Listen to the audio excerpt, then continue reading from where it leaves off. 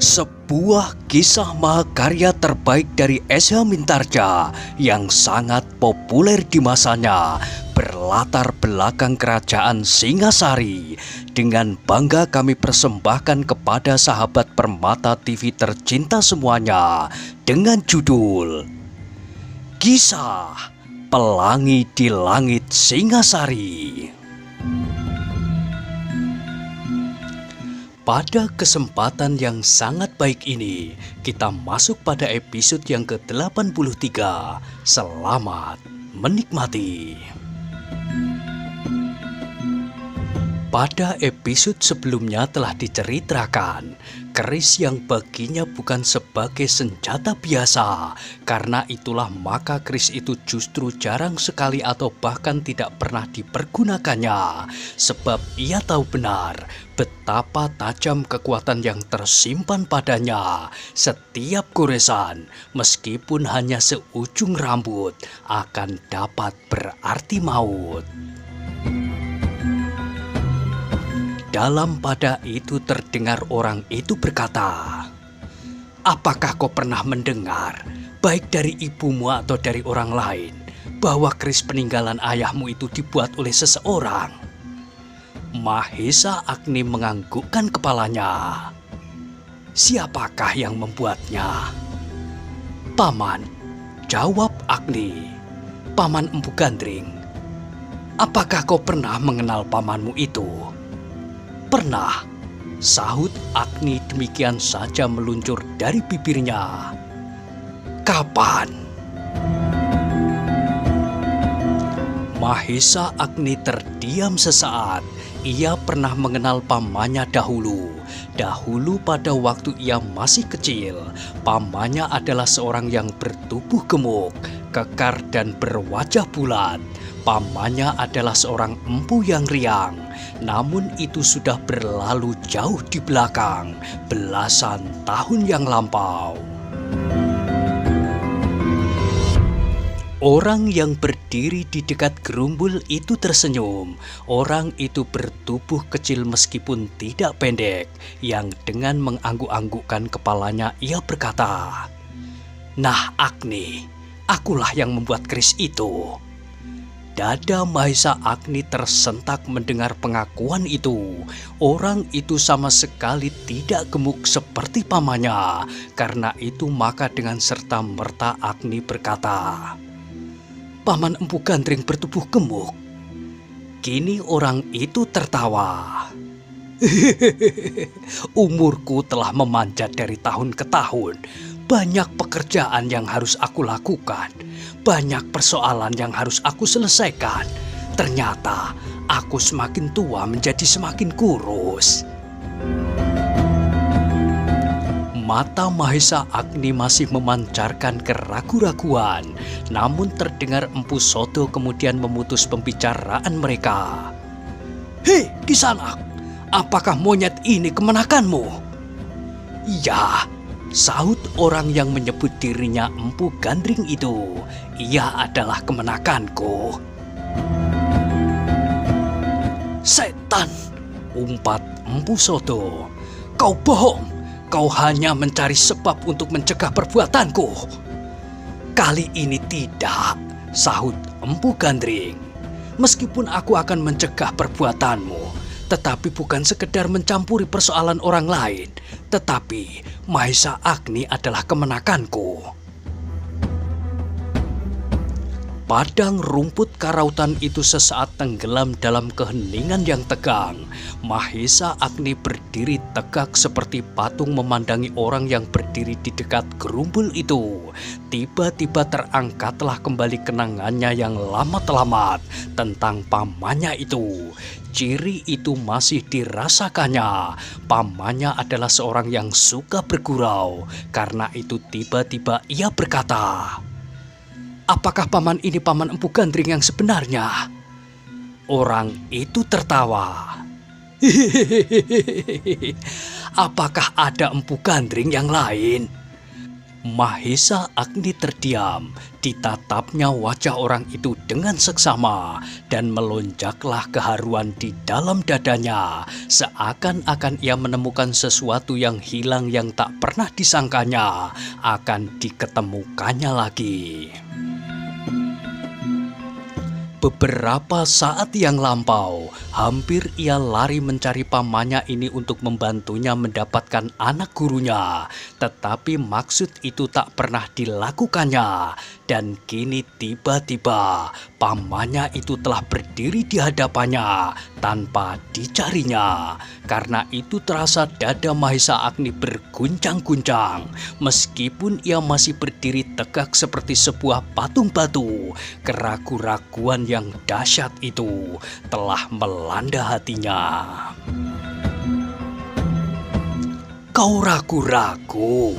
terdengar Empu Gandring itu bertanya. "Baiklah, kau sudah bertahun-tahun tidak melihat aku lagi. Adalah wajar kalau kau menjadi ragu-ragu.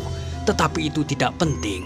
Yang penting, sekarang bagaimana caranya supaya kau tetap melakukan pekerjaan yang dipercayakan kepadamu oleh orang-orang Panawijen itu?" "Jangan mengigau," potong Empu Sodo. "Aku sudah menyangka sejak aku melihat tampangmu bahwa kau masih saja selalu menghalang-halangi aku. Jangan kau ganggu muridku yang sedang menemukan permainan yang baik sekali bagi mereka." "Tidak," sahut Empu Gandring. "Aku tidak akan mengganggu mereka. Kalau begitu pergilah sebelum aku marah." "Baik," sahut orang itu pula. "Marilah kita pergi. Sudah lama aku tidak bertemu dengan kau, Empu. Aku sudah rindu pada masa kanak-kanak yang tak akan pernah kembali lagi ke masa mendatang. Tetapi marilah kita pulang bersama-sama, sehingga dengan demikian kita akan dapat mengenang sebagian masa itu, masa kanak-kanak yang manis." "Jangan mimpi. Aku bukan pemimpi seperti kau. Aku adalah seseorang yang melihat masa kini dan masa depan." "Tetapi masa lampau adalah kenangan yang menyenangkan. Apakah kau dapat menghapuskan masa-masa itu? Apakah kau dapat menghapus peristiwa-peristiwa yang telah terjadi di masa-masa lampau? Bukankah masa-masa lampau itu yang menentukan keadaanmu sekarang?" "Aku tidak peduli masa lampau. Sekarang pergi dari tempat ini. Tinggalkan kami. Tinggalkan anak muda yang kau katakan kemenakanmu itu." Orang tua itu menggeleng. Bahkan setapak ia maju sambil berkata, "Empu Sodo, aku pun bukan seorang pemimpi melulu. Aku juga ingin melihat masa depan yang baik bagiku dan bagi orang-orang yang bersangkut paut dengan darah keturunanku. Mahesa Agni adalah kemenakanku. Apakah aku harus membiarkannya kehilangan masa depannya?" "Empu Sodo, aku sendiri mempunyai anak-anak di rumah. Aku pernah merasakan betapa cemasnya orang-orang tua yang anak-anaknya mengalami bahaya. Nah, bagaimana aku akan dapat membiarkan kau berbuat curang? Biarlah anak-anak muda itu menyelesaikan persoalan mereka sendiri." Empu Sodo menggeram. Ia tidak menjawab perkataan-perkataan itu, tetapi ia pun melangkah maju. Kedua orang tua itu kini berdiri saling berhadapan. Empu Gandring kini sudah tidak tertawa-tawa lagi. Wajahnya kemudian menjadi bersungguh-sungguh. "Jadi kau tetap pada pendirianmu?" bentak Empu Sodo. "Seperti apa yang akan kau lakukan? Kalau kau tetap dalam usahamu menciderai anak kemenakanku itu, maka aku tetap dalam usahaku menyelamatkannya." Wajah Empu Sodo menjadi merah padam, tetapi ketika ia berpaling memandang ke arah kedua muridnya, maka hatinya berdesir. Ia melihat kedua muridnya berhadapan dengan kedua anak-anak muda yang sudah siap untuk melawan mereka.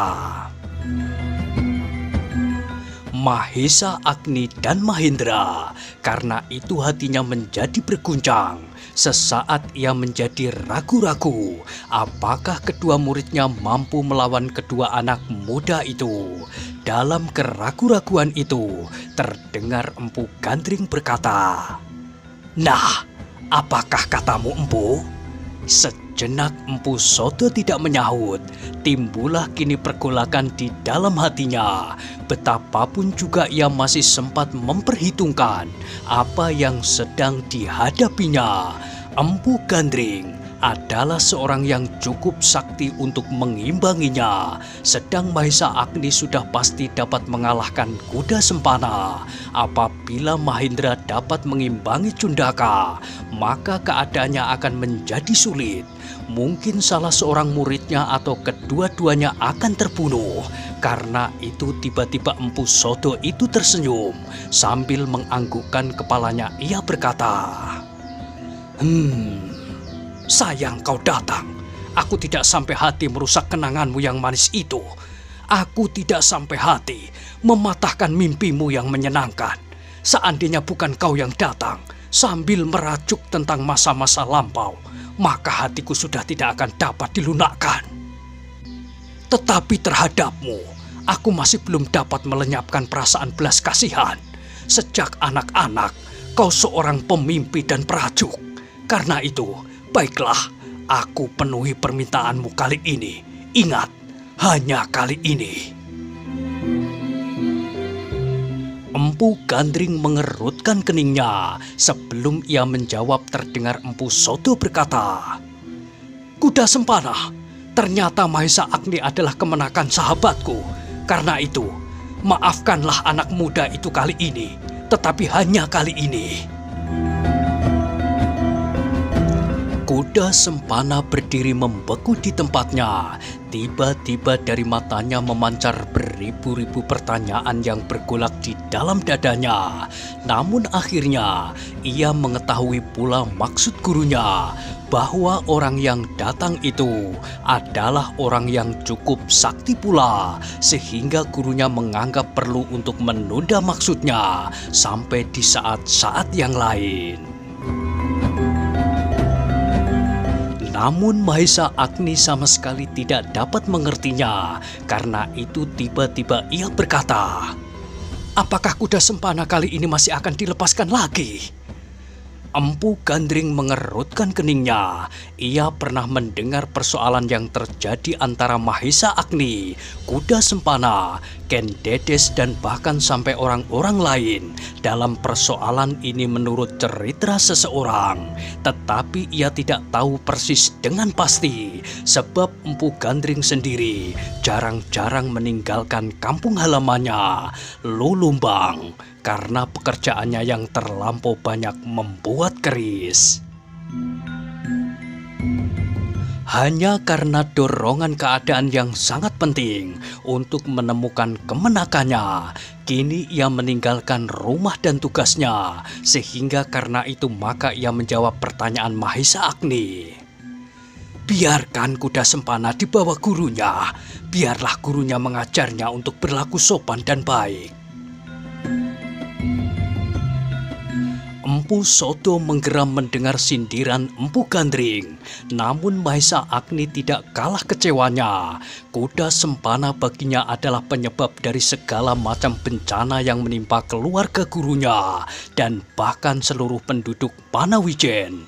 Mungkin orang menyebut dirinya Empu Gandring itu tidak merasakan betapa ia menderita lahir dan batin karena anak muda yang bernama kuda Sempana itu. Tetapi Mahesa Agni pun masih mampu berpikir bahwa guru kuda Sempana baginya adalah lawan yang tidak seimbang. Sedangkan Mahesa Agni merasa pula bahwa ia tidak akan dapat memaksa Empu Gandring itu untuk bertempur apabila memang tak dikehendakinya. Karena itu, yang terdengar kemudian adalah gemeretak gigi Mahesa Agni. Terasa perasaannya melonjak-lonjak, seakan-akan ingin ia menerkam anak muda yang bernama kuda Sempana itu. Namun nalarnya telah mencegahnya. Ternyata bukan saja Mahesa Agni yang dicekam oleh kekecewaan, bahkan Mahendra pun menjadi sangat kecewa pula. Namun seperti Mahesa Agni, ia menyadari kedudukannya, menyadari kemampuannya. Desahnya di dalam hati. Kalau saja guruku ada di tempat ini, mungkin kuda sempana dan orang yang bernama Cundaka itu pasti sudah dapat kami lumpuhkan.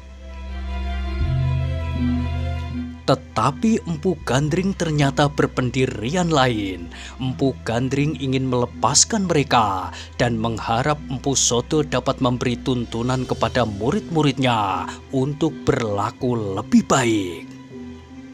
Sia-sia, seperti guru dahulu berpendirian begitu, pikir Mahesa Agni. Tetapi sekali lagi ia hanya dapat menggeretakkan giginya.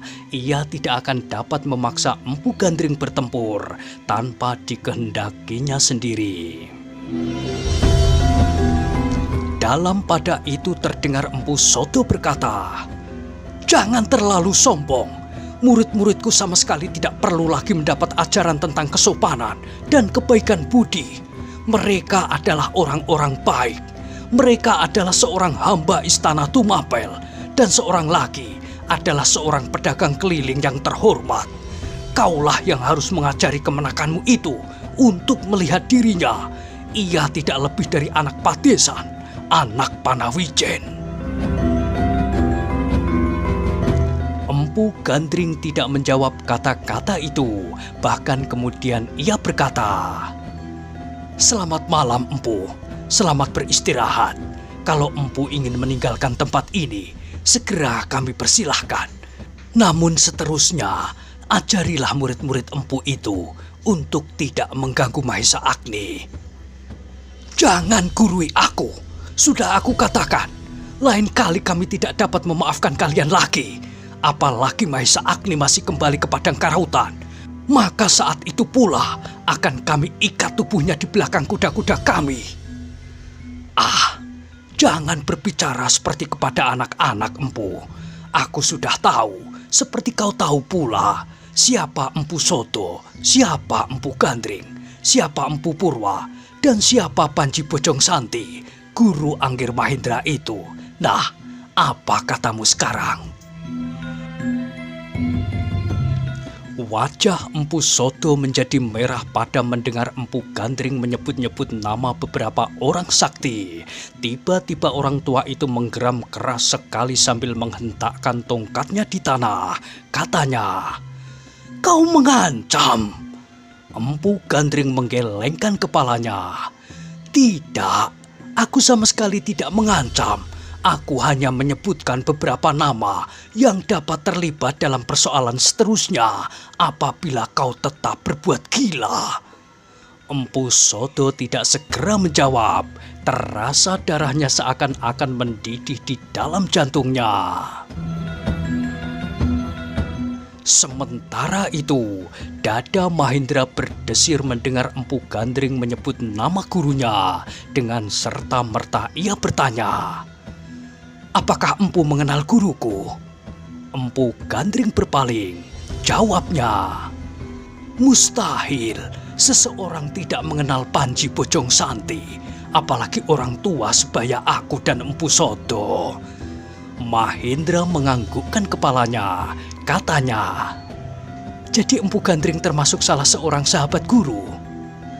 "Aku belum mengenal terlampau rapat, tetapi sekali-sekali 2 kali kami pernah bertemu, seperti aku pernah bertemu dengan Empu Purwa, meskipun baru 1 kali. Namun meskipun belum, namanya pasti sudah dikenal oleh setiap orang-orang setua aku. Dan dari namanya itu pun, aku akan dapat mengetahui siapa-siapa mereka itu." Mahendra kembali mengangguk-anggukkan kepalanya. Ia menjadi gembira ketika diketahuinya bahwa Empu Gandring pernah mengenal gurunya.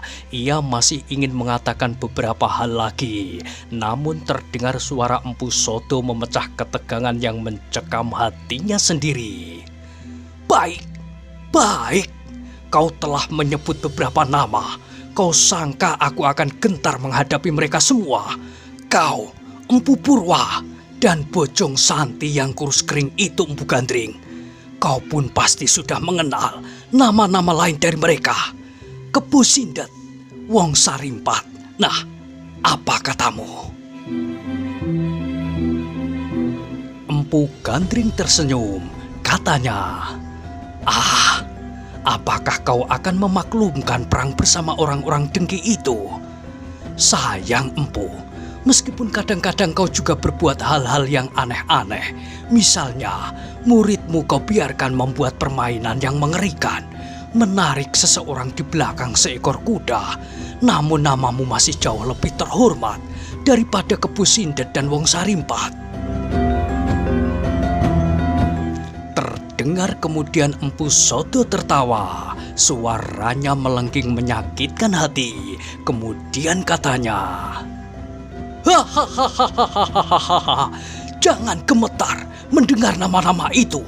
Mereka adalah orang-orang bodoh yang dapat saja aku peralat.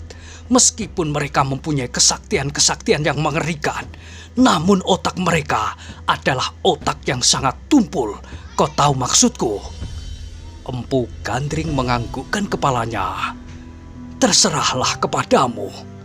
Bagus, kalau kau berani menghadapinya, biarlah aku sekarang meninggalkan tempat ini. Empu Gandring mengangguk-anggukkan kepalanya. Katanya, pergilah, tetapi pikirkan sekali lagi, kalau kau akan mempergunakan Kepu Sindet dan Wong Sarimpat, mereka tidak sebodoh yang kau sangka. Mendengar kata-kata Empu Gandring itu, Empu Sodo tertawa. Jawabnya,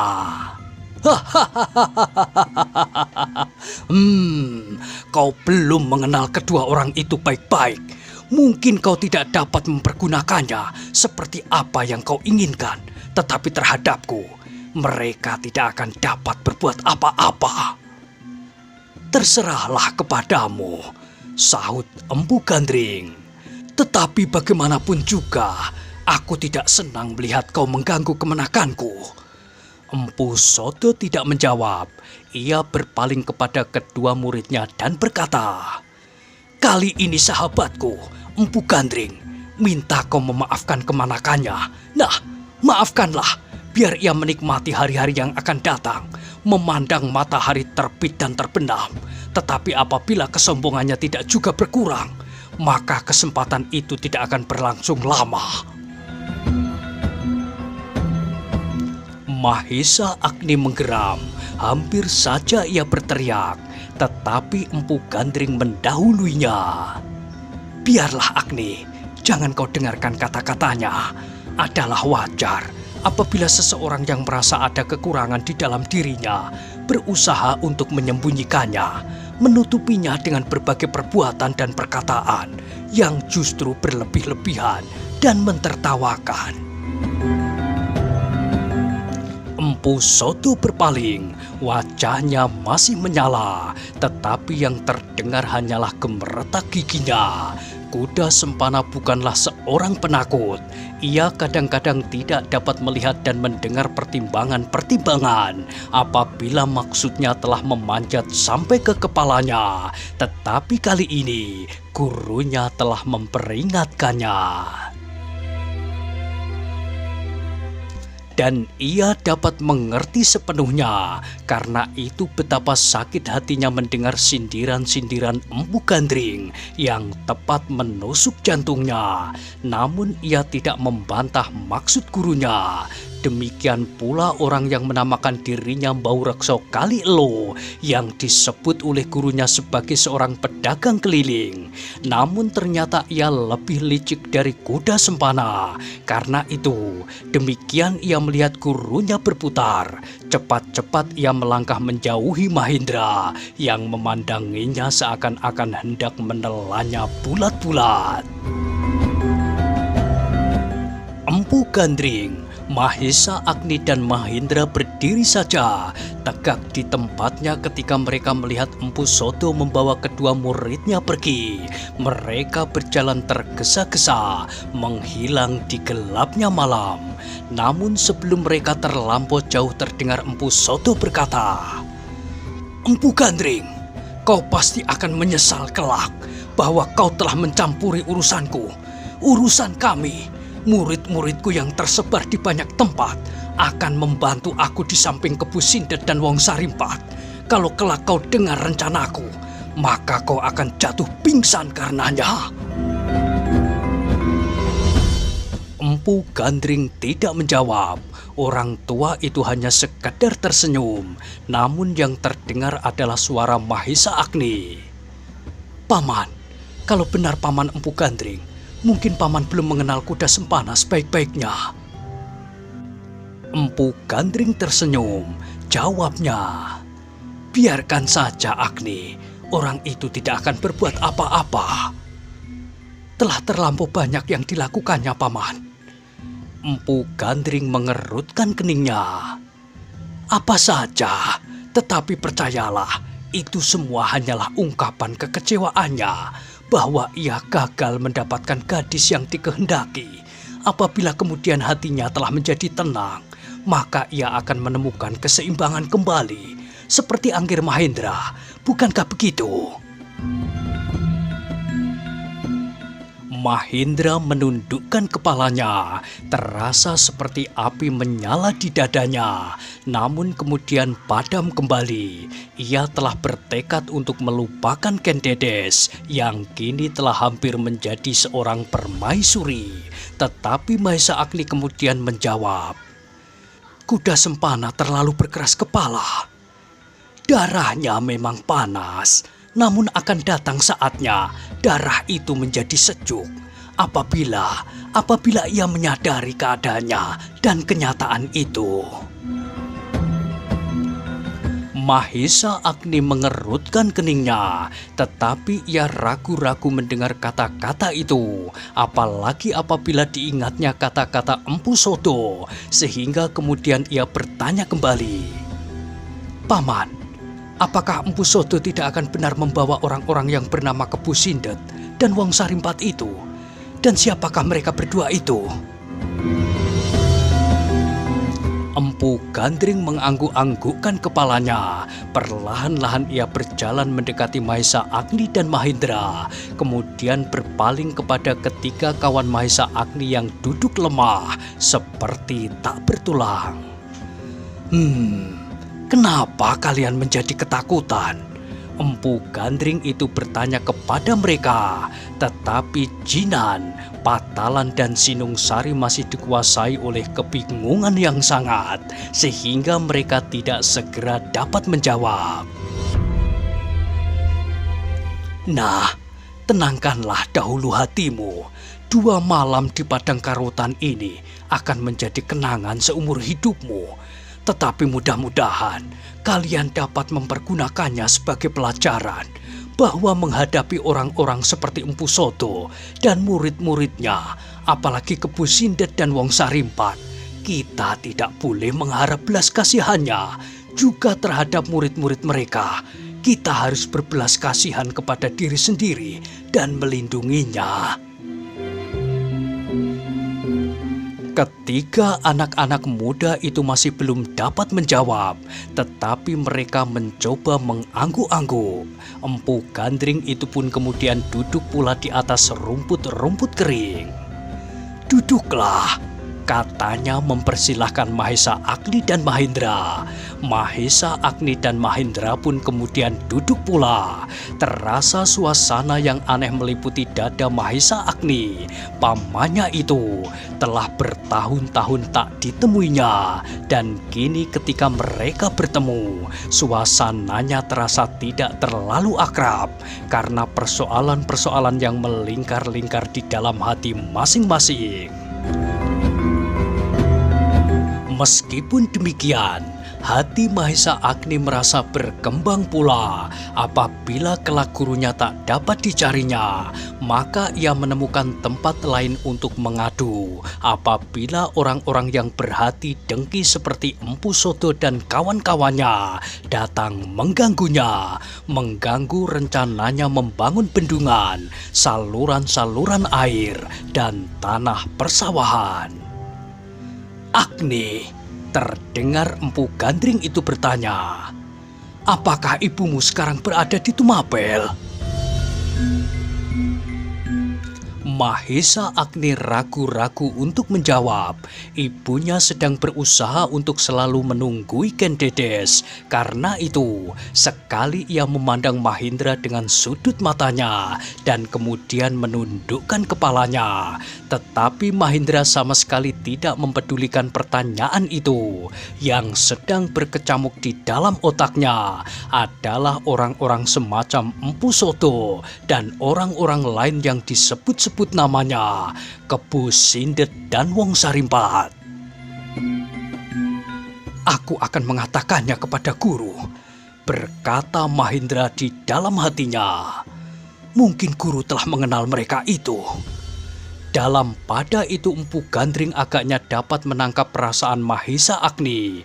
Agaknya anak muda itu belum bersedia diajak berbicara mengenai ibunya. Karena itu, maka segera pembicaraannya dialihkannya. Katanya, "Agni, apakah kau benar-benar akan membangun sebuah bendungan?" "Ya, Paman," jawab Mahesa Agni. "Di tempat ini?" "Ya, Paman." "Bagus. Tempat ini adalah tempat yang baik untuk membangun sebuah bendungan. Tebing sungai di sini tidak begitu dalam." "Ya, Paman." "Kapan akan kau mulai rencanamu itu?" "Secepatnya, Paman." "Bagus." Empu Gandring mengangguk-anggukkan kepalanya. Terasa jawaban Mahesa Agni terlampau pendek-pendek dan terasa bahwa masih ada sesuatu yang tersangkut di dalam perasaan anak muda itu. Karena itu, maka Empu Gandring untuk sesaat berdiam diri. Dibiarkannya, Mahesa Agni mendapat kesempatan mengatakan perasaannya. Ketika Empu Gandring kemudian berdiam diri sambil mengangguk-angguk, maka bertanyalah Mahesa Agni, "Paman, apakah Paman mengenal orang-orang yang bernama Kebu Sindet dan Wong Sarimpat itu?"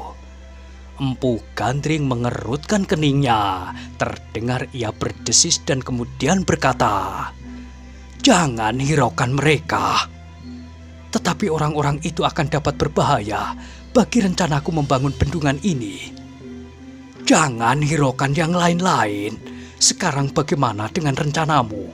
Apakah kau sudah membayangkan di mana saluran air akan kau buat?" "Agni, tanah ini akan dapat menjadi tanah yang subur apabila cukup mendapat air.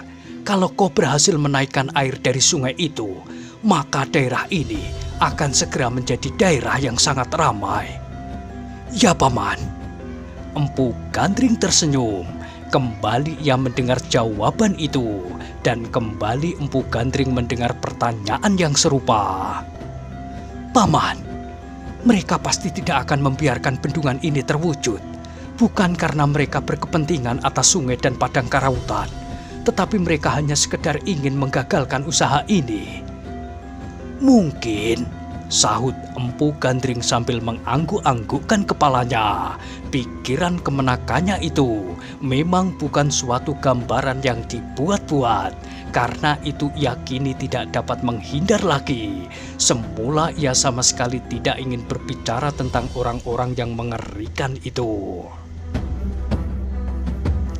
Empu Gandring tidak ingin mempengaruhi rencana kemenakannya terganggu karena gambaran-gambaran yang mencemaskannya yang belum pasti akan datang. Tetapi kemudian disadarinya bahwa kemenakannya bukanlah seorang penakut, tetapi ia hanya ingin membuat perhitungan-perhitungan yang cermat dan melihat kemungkinan-kemungkinan yang dapat terjadi.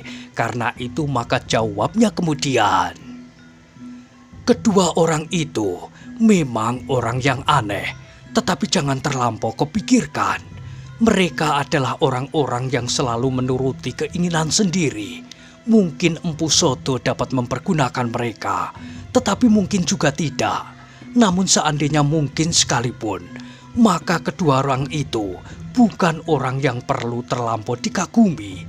Mereka masih belum melampaui Empu Sodo sendiri, belum dapat menyamai Guru Angger Mahendra, Panji Bojong Santi, dan belum dapat menyamai gurumu, Empu Purwa. Tetapi guru tidak ada di sini, Paman. Empu Gandring tersenyum, jawabnya.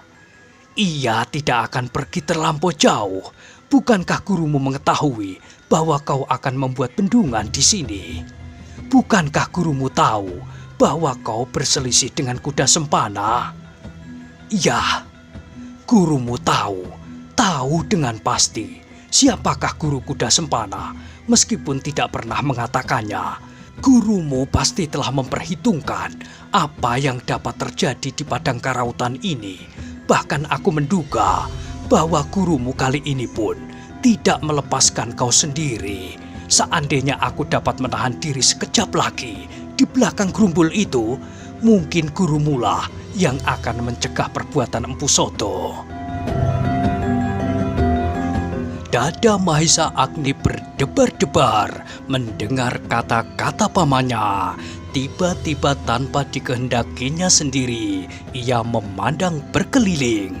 Namun yang dilihatnya adalah tapir yang hitam mengelilinginya di atas padang rumput yang luas. Beberapa onggok gerumbul tampak tersembul dalam keremangan malam. Selebihnya adalah hitam pekat. Nah, bagaimanakah kisah selanjutnya? Silahkan ikuti terus kisah Pelangi di Langit Singasari pada episode berikutnya. Sampai jumpa.